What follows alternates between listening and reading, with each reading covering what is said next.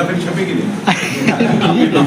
सुधीर मिश्र जी कितने चित्र के भी कितने ही उनको प्रेरणा मिली और इन्होंने इस काम को अंजाम दिया, इसके बारे में अपनी बात करें तो ये बहुत अच्छा रहेगा।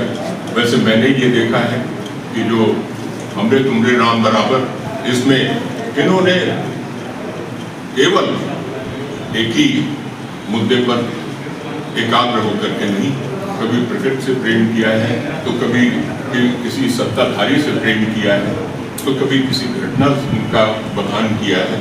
आप अपनी बात करें, मैं एसपी बड़ौदा साहब को आमंत्रित करता हूँ। आपका धन्यवाद। सवाल यह है कि पहले अतिथियों का स्वागत हो जाए, फिर हम आज इनकी बात सुनने के लिए।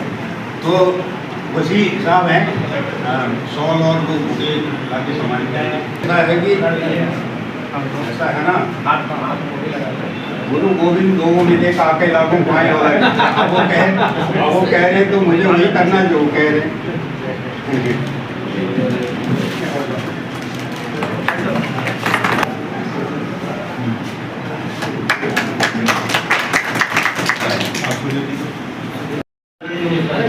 अरे नहीं भाई, आप हमारे वर्कर हैं।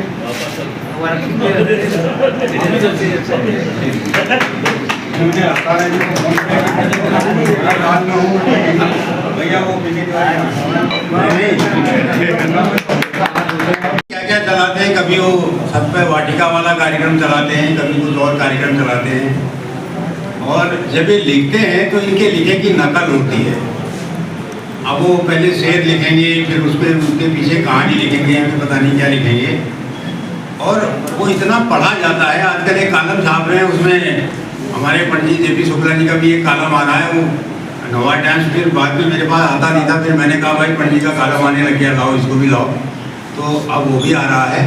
तो सुधीर जी ने किताबें जो लिखी है भाई, मैं मुसाफिर हूँ यादव का तो कोई जवाब नहीं है। अब ये अभी तक मुसाफिर है और इनको जाना भी है, तो मैं सबसे पहले सुधीर जी से आग्रह करूँगा कि भाई 2 मिनट आप।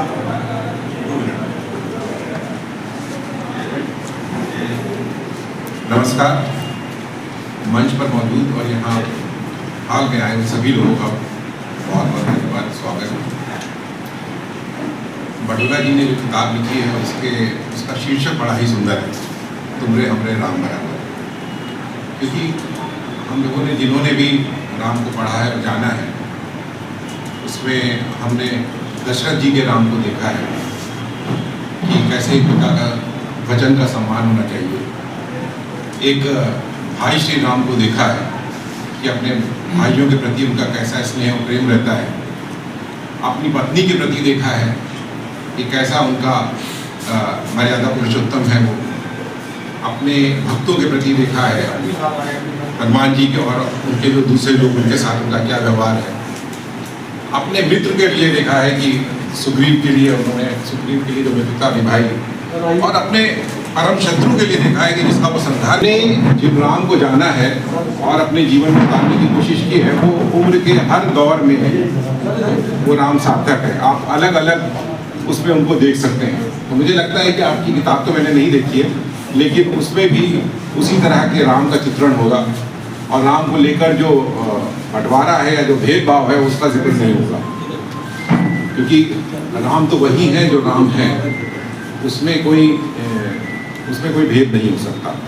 तो बहुत अच्छा शीर्षक है, हमरे तुमरे राम बराबर, और मैं इस किताब की सफलता की ढेर सारी शुभकामना करता हूँ। बहुत बहुत धन्यवाद।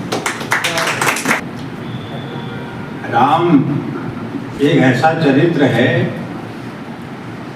जिसके भीतर गई चरित्र है, और इन चरित्रों का बखान तुलसीदास खुद नहीं कर सके हैं। ये तुलसी के परे राम है, और ये किताब कोई राम पर किताब नहीं है। प्रधानमंत्री मोदी ने एक बार आदिवासियों के पैर धोए थे, और चूँकि अब सुधीर जी ये किताब पढ़ेंगे तो उनकी समझ में आएगा कि भाई ये क्या है। और किताब पढ़ी जानी चाहिए, क्योंकि इसमें तमाम राजनेताओं का चित्रण है, योगी जी से लेकर के, और कुछ हमारे दिवंगत जो नेता मित्र जो है दिवंगत हो गए, उनके कुछ श्रद्धांजलियाँ हैं। तो उन्होंने पैर धोए थे। तो ये विचार वहाँ से आया कि किस तरह से इतने बड़े पद पर जाने के बाद भी वंचितों के लिए, कमजोर वर्गों के लिए एक आदर भाव, ये राजनीति की भी मांग है, ये एक अलग विषय है, हम राजनीति पे आज बात करने यहाँ नहीं है। तो वहाँ से विचार आया कि भाई देखिए, राम ने भी पैर धोए थे केवट के, और आज प्रधानमंत्री पैर धो रहे। तो यहाँ से शीर्षक निकला है। किताब पर फिर ढेर सारी बातें होंगी। अब हम पीके तिवारी को फिर आमंत्रित करते हैं, आइए स्वागत करते हैं। अलवी साहब लखनऊ में उर्दू पत्रकारिता के एक स्तंभ हैं, और जब भी उर्दू पत्रकारिता का इतिहास लिखा जाएगा तो उसमें अलवी साहब का नाम गोल्डन अक्षरों में होगा। जो खुशबू बोल सकते हैं, अभी कुछ लोग जिंदा हैं जो उर्दू बोल सकते हैं। तो उर्दू स्थिति में बहुत कुछ रच बस